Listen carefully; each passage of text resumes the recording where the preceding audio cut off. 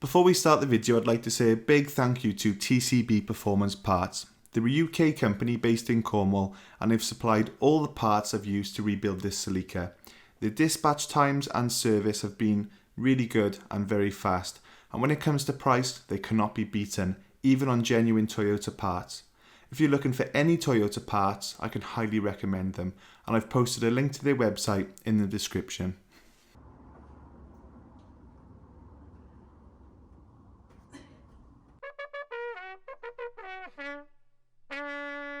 Hi guys, welcome back to another video. Today we're going to be working on the Celica GT4's engine.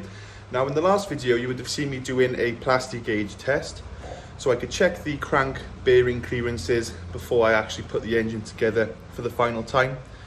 Well, unfortunately it didn't go to plan, and it was my fault. I ordered the wrong size plastic gauge. I needed something that can measure tolerances around about 0.025 mil.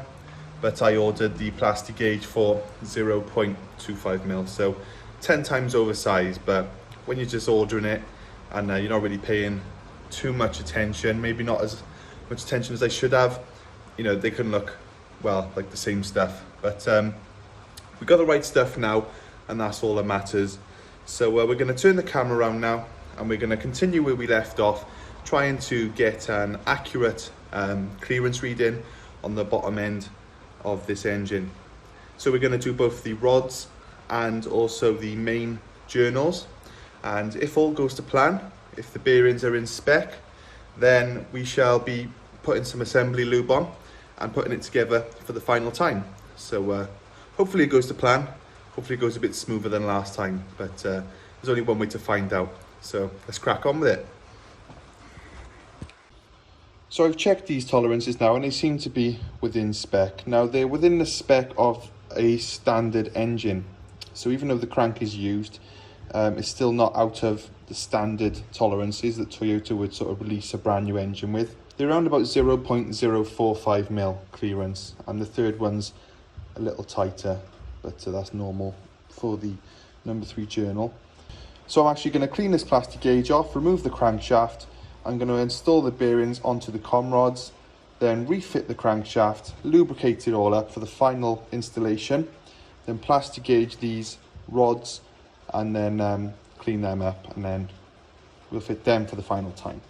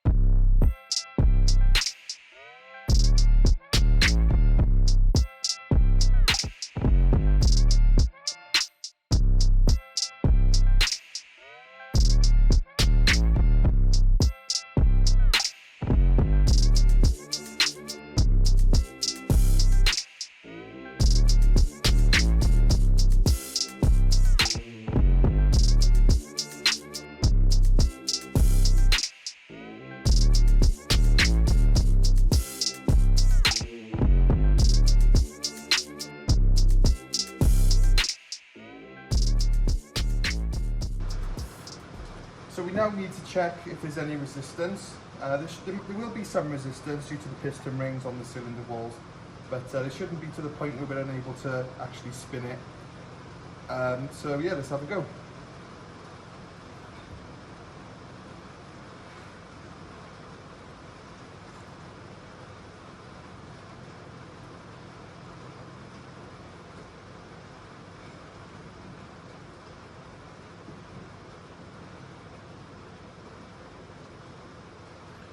Well, sounds fine to me. So yeah, the Toyota manual says turn it by hand, and that's what I've done.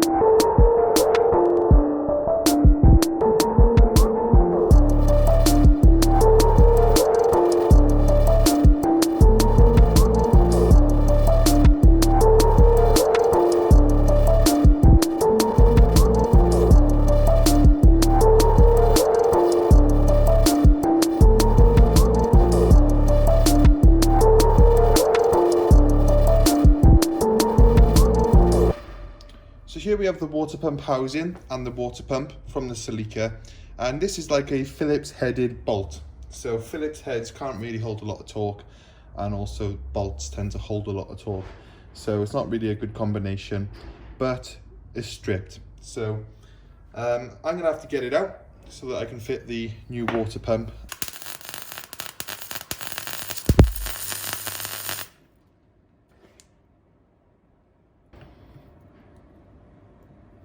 It didn't work.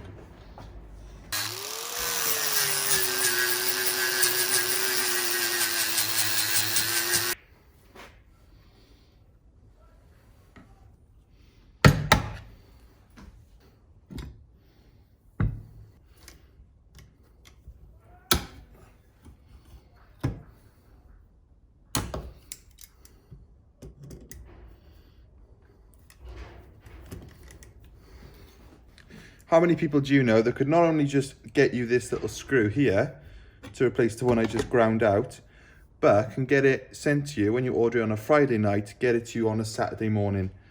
Paul at TCB, I cannot recommend him enough. Go and check out his website.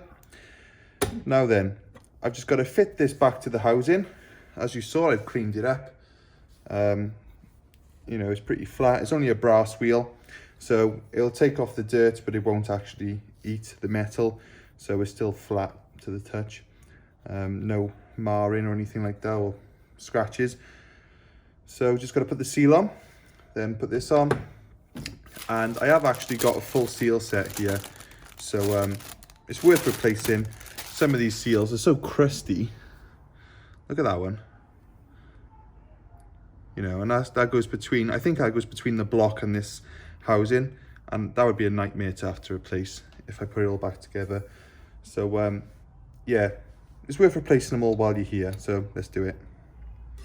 It's not a game, it's a rich thing.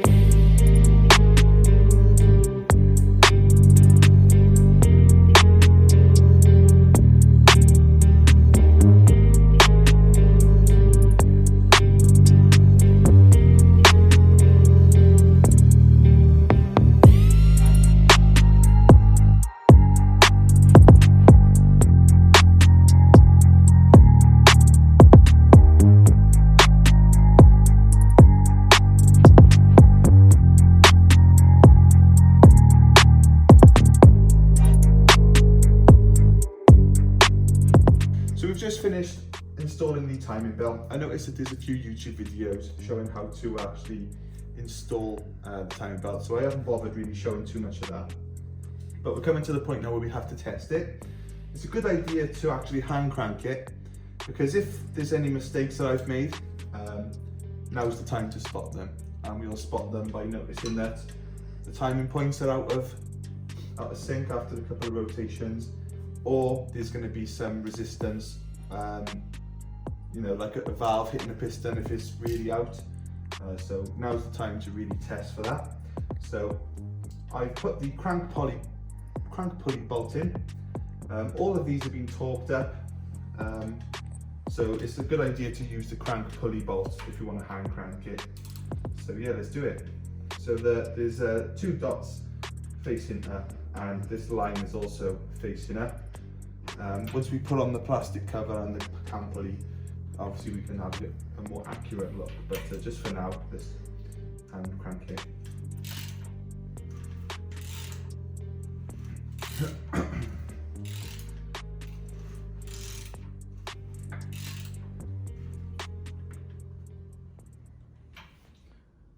So all appears good, all the points are facing up. Now when we fit the timing belt covers, there's going to be additional marks that we can compare to make sure it's still in sync, and if that is still lining up really perfectly, then we're going to put it back together.